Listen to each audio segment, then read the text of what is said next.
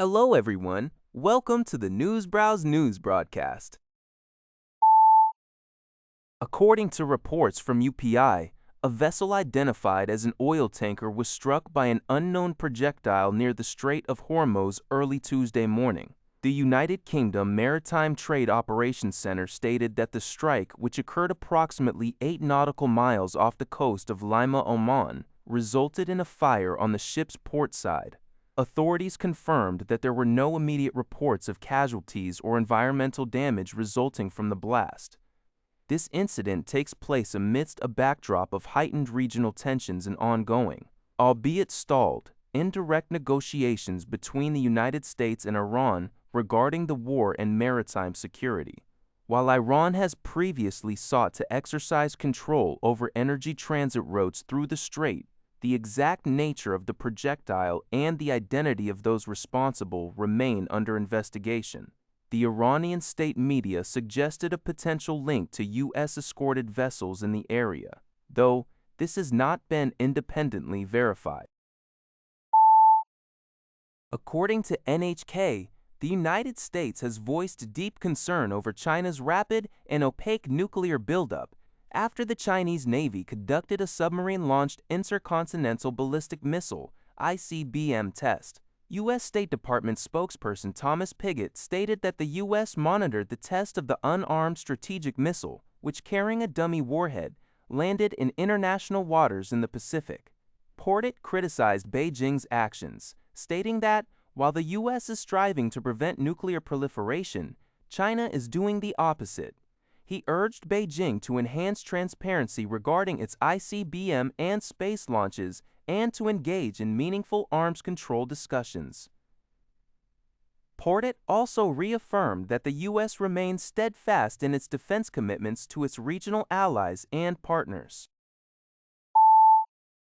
Hamas has officially announced the dissolution of its civilian governing body in the Gaza Strip, marking the end of nearly 2 decades of administrative control.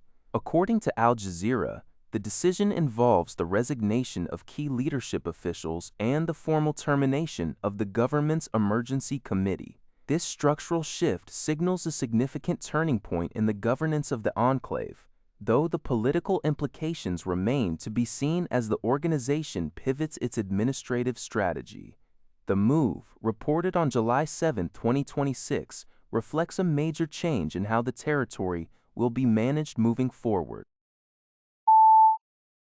At least 16 people remain buried following a landslide in the mountainous region of China's Gansu province, according to Al Jazeera. State broadcaster CCT Berry reported that while 33 people were initially trapped, rescue teams have successfully recovered 17 individuals. President Xi Jinping has ordered an all-out effort to ensure the safety of those affected by the disaster. This incident coincides with a broader period of severe weather across China. Devastating thunderstorms, particularly in Hubei province, have resulted in at least 8 deaths and left over 275 people injured. Heavy winds and rain have impacted several cities, with meteorologists warning that torrential rainfall is expected to continue, potentially triggering more landslides in the coming days. Furthermore, the country is on alert for Super Typhoon Bavi, which is currently tracking across the Pacific towards Taiwan, raising concerns about further destruction and the potential for tornadoes in several regions.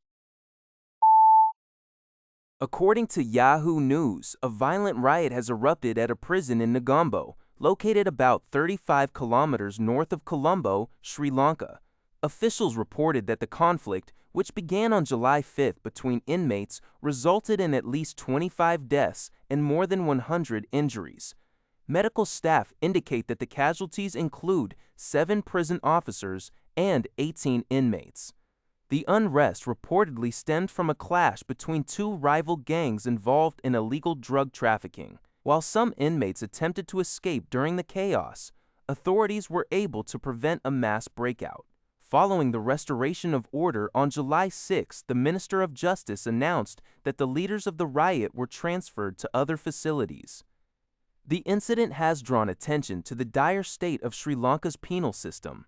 Local legal experts have long warned about the prison's deteriorating conditions and extreme overcrowding, noting that the facility is holding over 39,000 inmates despite having an original capacity of only $10,000.